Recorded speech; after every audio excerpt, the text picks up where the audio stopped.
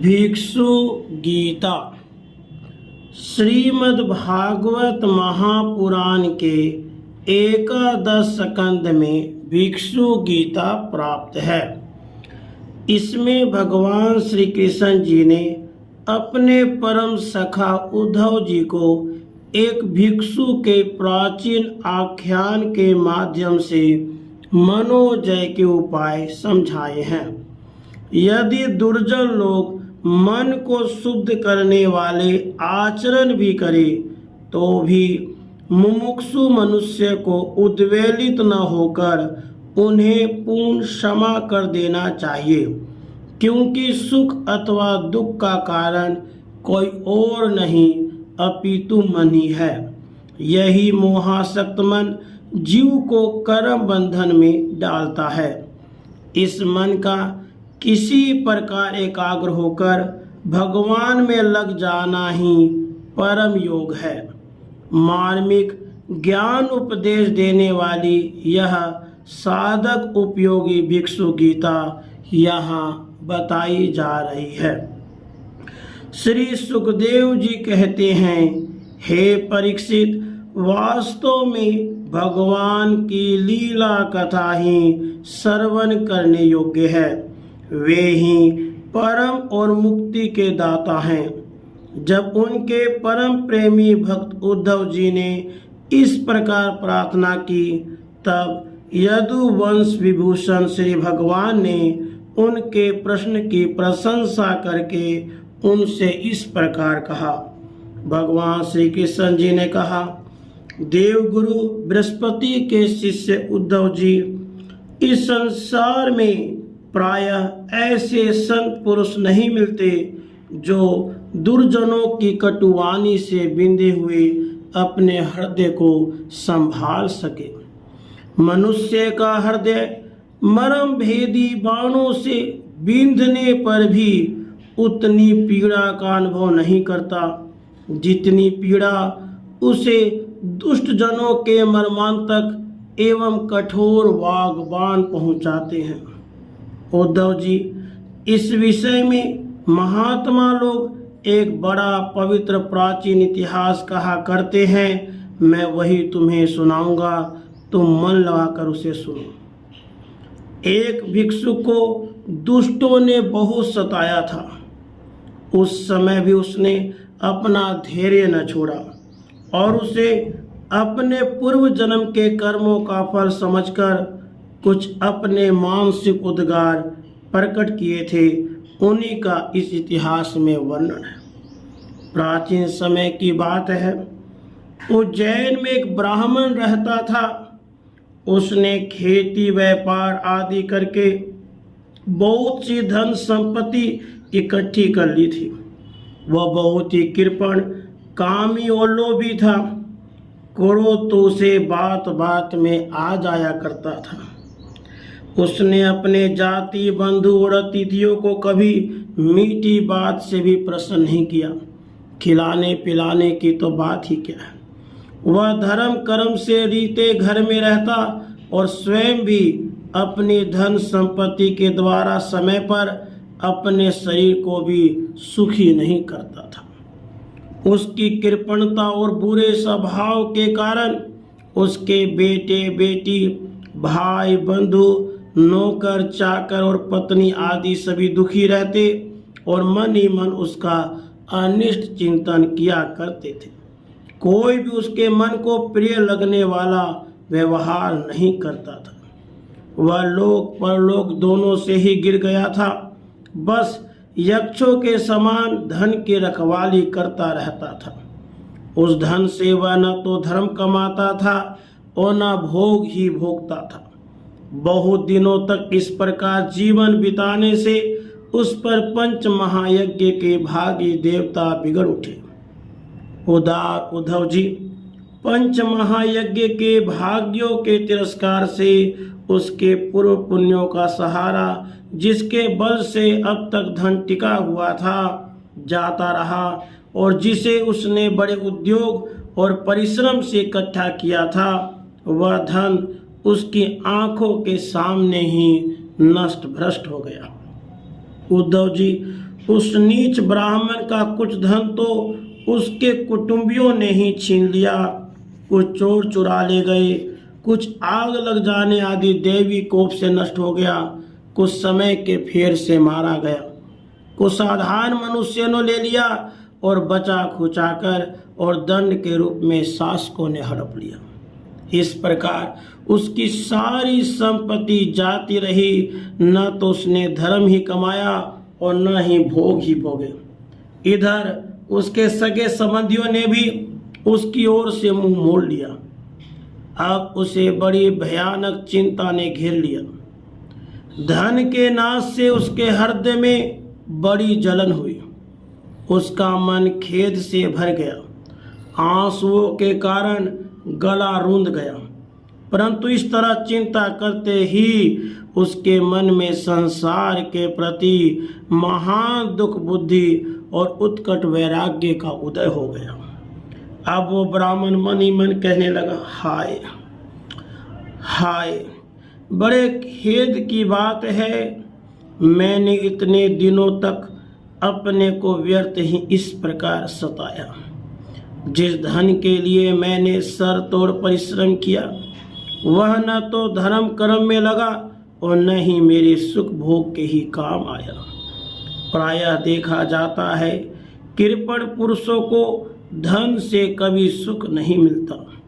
इस लोक में वे धन कमाने और रक्षा की चिंता से जलते रहते हैं और मरने पर धर्म न करने के कारण नरक में जाते हैं। जैसे थोड़ा सा भी कोढ़ सर्वांग सुंदर रूप को बिगाड़ देता है, वैसे ही तनिक सा भी लोभ यशस्वियों के शुद्ध यश और गुणियों के प्रशंसनीय गुणों पर पानी फेर देता है। धन कमा लेने पर उसको बढ़ाने, रखने एवं खर्च करने में, उसके नाश और उपभोग में जहाँ देखो वहीं निरंतर परिश्रम, भय, चिंता और भ्रम का ही सामना करना पड़ता है। चोरी, हिंसा, झूठ बोलना, दंभ, काम, क्रोध, गर्व, अहंकार, भेद बुद्धि, वैर, अविश्वास, स्पर्धा, लंपटता, जुआ और शराब, ये 15 अनर्थ मनुष्यों में धन के कारण ही माने गए हैं। इसलिए कल्याणकामी पुरुष को चाहिए कि स्वार्थ एवं परमार्थ के विरोधी अर्थ नामधारी अनर्थ को दूर से ही छोड़ दे। भाई, बंधु, स्त्री, पुत्र, माता, पिता, सगे संबंधी जो स्नेह बंधन से बंधकर बिल्कुल एक हुए रहते हैं, सब के सब कौड़ी के कारण इतने फट जाते हैं कि तुरंत एक दूसरे के शत्रु बन जाते हैं। ये लोग थोड़े से धन के लिए भी शुद्ध और क्रोध हो जाते हैं। बात की बात में सौहार्द संबंध छोड़ देते हैं, लाग डांट रखने लगते हैं और एकाएक प्राण लेने देने पर उतारू हो जाते हैं। यहाँ तक कि एक दूसरे का सर्वनाश कर डालते हैं। देवताओं के भी प्रार्थनीय मनुष्य जन्म को और उसमें भी श्रेष्ठ ब्राह्मण शरीर प्राप्त करके जो उसका अनादर करते हैं और अपने सच्चे स्वार्थ परमार्थ का नाश करते हैं, वे अशुभ गति को प्राप्त होते हैं। यह मनुष्य शरीर मोक्ष और स्वर्ग का द्वार है। इसको पाकर भी ऐसा कौन बुद्धिमान मनुष्य है जो अनर्थों के धाम धन के चक्कर में फंसा है। जो मनुष्य देवता, ऋषि, पीतर, प्राणी, जाति, भाई, कुटुंबी और धन के दूसरे भागीदारों को उनका भाग देकर संतुष्ट नहीं रखता और न स्वयं ही उसका उपभोग करता है, वह यक्ष के समान धन की रखवाली करने वाला कृपण तो अवश्य ही अधोगति को प्राप्त होता है। मैं अपने कर्तव्य से च्युत हो गया हूँ। मैंने प्रमाद में अपनी आयु, धन और बल पौरुष खो दिए। विवेकी लोग जिन साधनों से मोक्ष तक प्राप्त कर लेते हैं, उन्हीं को मैंने धन इकट्ठा करने की व्यर्थ चेष्टा में खो दिए। अब बुढ़ापे में मैं कौन सा साधन करूंगा। मुझे मालूम नहीं होता कि बड़े बड़े विद्वान भी धन की व्यर्थ तृष्णा में निरंतर क्यों दुखी रहते हैं। हो न हो अवश्य ये संसार किसी की माया से अत्यंत मोहित हो रहा है। यह मनुष्य शरीर काल के विकराल गाल में पड़ा हुआ है।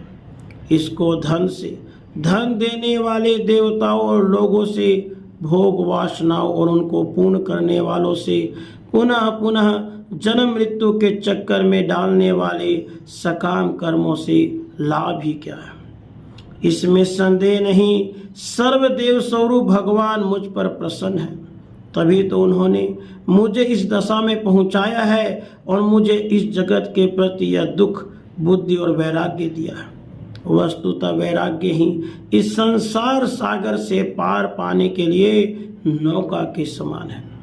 मैं अब ऐसी अवस्था में पहुंच गया हूँ, यदि मेरी आयु शेष हो तो मैं आत्मलाभ में ही संतुष्ट रहकर अपने परमार्थ के संबंध में सावधान हो जाऊंगा और अब जो समय बच रहा है उसमें अपने शरीर को तपस्या के द्वारा सुखा डालूंगा। तीनों लोकों के स्वामी देवगण मेरी संकल्प का अनुमोदन करें।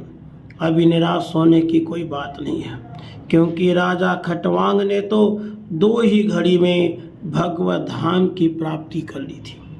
भगवान श्री कृष्ण जी कहते हैं, उद्धव जी, उस उज्जैन निवासी ब्राह्मण ने मन ही मन इस प्रकार निश्चय करके मैं और मेरेपन की गांठें खोल दी।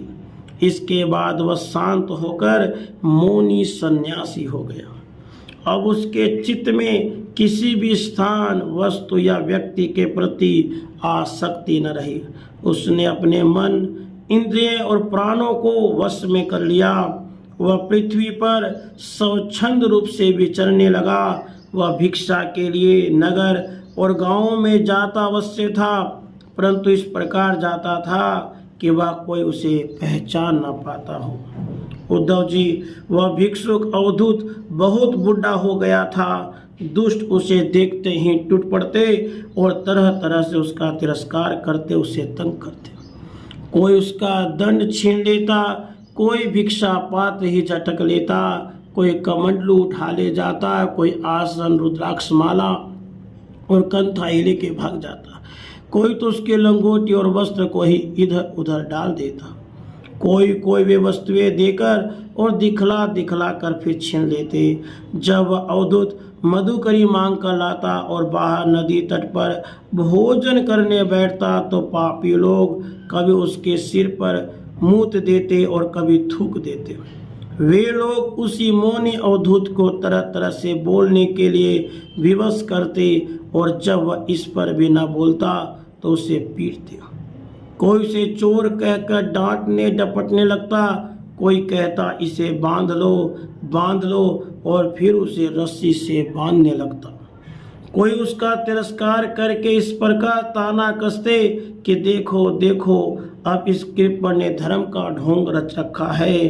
धन संपत्ति जाती रही, स्त्री पुत्रों ने घर से निकाल दिया, तब इसने भीख मांगने का रोजगार लिया है। ओहो, देखो तो सही, यह मोटा तगड़ा भिखारी धैर्य में बड़े भारी पर्वत के समान है। यह मौन रहकर अपना काम बनाना चाहता है। सचमुच यह बगुले से बढ़कर ढोंगी और दृढ़ निश्चयी है। कोई उस अवधूत की हंसी उड़ाता, कोई उस पर अधो वायु छोड़ता। जैसे लोग तोता, मैना आदि पालतू पक्षियों को बांध लेते या पिंजरे में बंद कर लेते, वैसे ही उसे भी लोग बांध देते और घरों में बंद कर देते। किंतु वह सब सोच चुपचाप सह लेता। उसे कभी ज्वर आदि के कारण दैहिक पीड़ा सहनी पड़ती, कभी गर्मी सर्दी आदि से दैवी कष्ट उठाना पड़ता, कभी दुर्जन लोग अपमान आदि के द्वारा उसे भौतिक पीड़ा पहुंचाते, परंतु भिक्षु के मन में इससे कोई विकार न होता।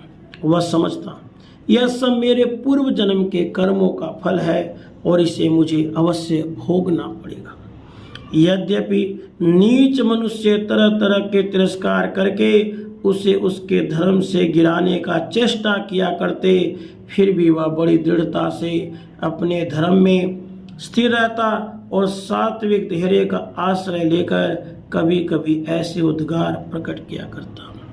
ब्राह्मण कहता, मेरे सुख अथवा दुख का कारण न तो ये मनुष्य है, न देवता है, न शरीर है, न ग्रह, कर्म एवं काल आदि है। श्रुतियाँ और महात्मा जन मन को ही इसका परम कारण बताते हैं और मन ही इस सारे संसार चक्र को चला रहा है। सचमुच यह मन बहुत बलवान है। इसी ने विषयों, उनके कारण गुणों, उनसे संबंध रखने वाली वृत्तियों की सृष्टि की है। उन वृत्तियों के कारण सात्विक, राजस, तामस अनेक प्रकार के कर्म होते हैं और कर्मों के अनुसार ही जीव की विविध गतियां होती हैं। मन ही समझ चेष्टाएं करता है, उसके साथ रहने पर भी आत्मा निष्क्रिय ही है। वह ज्ञान शक्ति प्रधान है, मुझ जीव को सनातन सखा है और अपने अलुप्त ज्ञान से सब कुछ देखता रहता है। मन के द्वारा ही उसकी अभिव्यक्ति होती है। जब वह मन को स्वीकार करके उसके द्वारा विषयों का भोक्ता बन बैठता है, तब कर्मों के साथ आसक्ति होने के कारण वह उनसे बंध जाता है। दान, अपने धर्म का पालन, नियम, यम, वेदाध्ययन, सत्कर्म और ब्रह्मचर्य आदि श्रेष्ठ व्रत, इन सब का अंतिम फल यही है कि मन एकाग्र हो जाए, भगवान में लग जाए। मन का समाहित हो जाना ही परम योग है। जिसका मन शांत और समाहित है, उसे दान आदि समस्त सत्कर्मों का फल प्राप्त हो चुका है। अब उनसे कुछ लेना बाकी नहीं रहा है। जिसका मन चंचल है अथवा आलस्य से अभिभूत हो रहा है, उसको इन दान आदि शुभ कर्मों से अब तक कोई लाभ नहीं हुआ। सभी इंद्रियां मन के वश में है, मन किसी भी इंद्रिय के वश में नहीं है। यह मन बलवान से भी बलवान, अत्यंत भयंकर देव है। जो इसको अपने वश में कर लेता है, वही देव इंद्रियों का विजेता है। सचमुच मन बहुत बड़ा शत्रु है। उसका आक्रमण असह्य है। यह बाहरी शरीर को ही नहीं, हृदय आदि मर्म स्थानों को भी वेदता रहता है। इसे जीतना बहुत ही कठिन है। मनुष्य को चाहिए कि सबसे पहले इसी शत्रु पर विजय प्राप्त करे, परंतु होता यह है, मूर्ख लोग इसे तो जीतने का प्रयत्न करते नहीं, दूसरे मनुष्यों से झूठ मूठ झगड़ा बखेड़ा करते रहते हैं और इस जगत के लोगों को ही मित्र शत्रु उदासीन बना लेते हैं। साधारणतः मनुष्यों की बुद्धि अंधी हो रही है, तभी तो वे इस मना कल्पित शरीर को मैं और मेरा मान बैठते हैं और फिर इस भ्रम के फंदे में फंस जाते हैं कि यह मैं हूँ और यह दूसरा। इसका परिणाम यह होता है कि वे इस अनंत अज्ञान अंधकार में ही भटकते रहते हैं। यदि मान ले कि मनुष्य ही सुख दुख का कारण है, तो भी उनसे आत्मा का क्या संबंध, क्योंकि सुख दुख पहुंचाने वाला भी मिट्टी का शरीर है और भोगने वाला भी। कभी भोजन आदि के समय यदि अपने दांतों से ही अपनी जीभ कट जाए और उसमें पीड़ा होने लगे, तो मनुष्य किस पर क्रोध करेगा। यदि ऐसा मान ले कि देवता ही दुख का कारण है, तो भी इस दुख से आत्मा की क्या हानि, क्योंकि यदि दुख का कारण देवता है तो इंद्र अभिमानी देवताओं के रूप में उनके भोक्ता भी तो वे ही हैं, और देवता सभी शरीरों में एक हैं। जो देवता एक शरीर में हैं, वे ही दूसरे में भी हैं।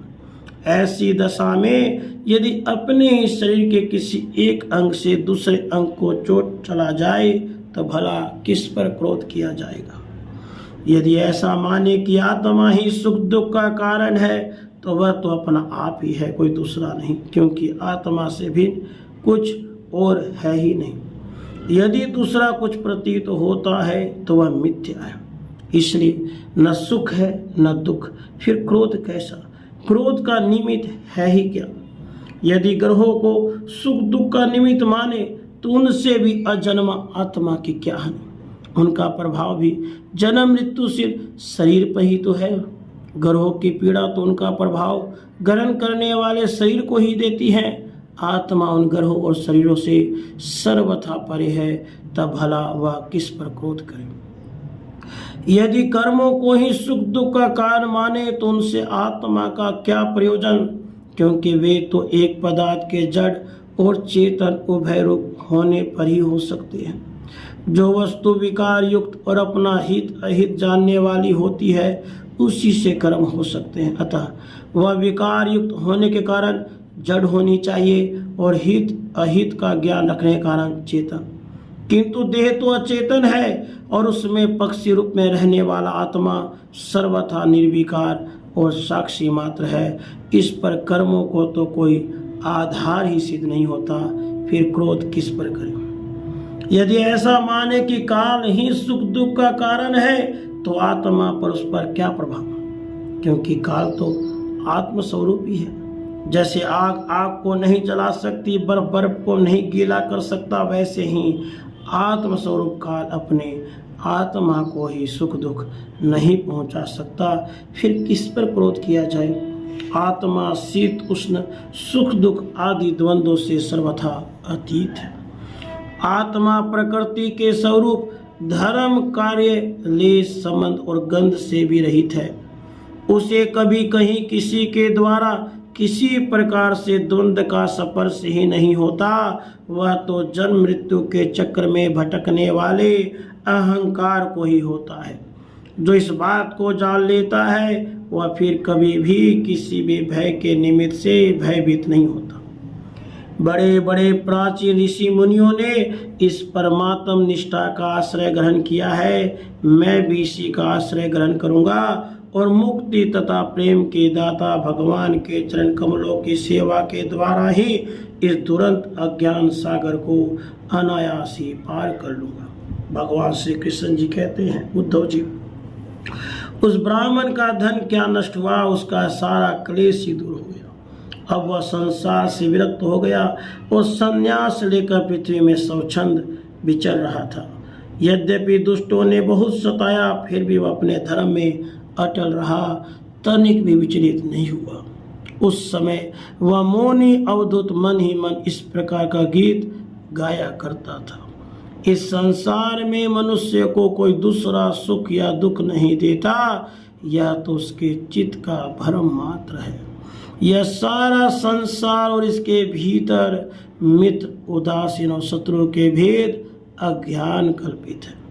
इसलिए प्यारे उद्धव, अपनी वृत्तियों को मुझ में तन्मय कर दो और इस प्रकार अपनी सारी शक्ति लगाकर मन को वश में कर लो और फिर मुझ में ही नित्य युक्त होकर स्थित हो जाओ। बस सारे योग साधन का इतना ही सार संग्रह है। यह भिक्षु का गीत क्या है? मूर्तिमान ब्रह्म ज्ञान निष्ठा ही है। जो पुरुष एकाग्रचित से इसे सुनता सुनाता और धारण करता है वह कभी सुख दुख आदि द्वंद्वों के वश में नहीं होता। उनके बीच में भी वह सिंह के समान दहाड़ता रहता है। इति श्रीमद्भागवते महापुराणे पारमहंस्याम संहितायाम एकादश स्कंधे भिक्षु गीता संपूर्णा। राधे कृष्ण, राधे कृष्ण।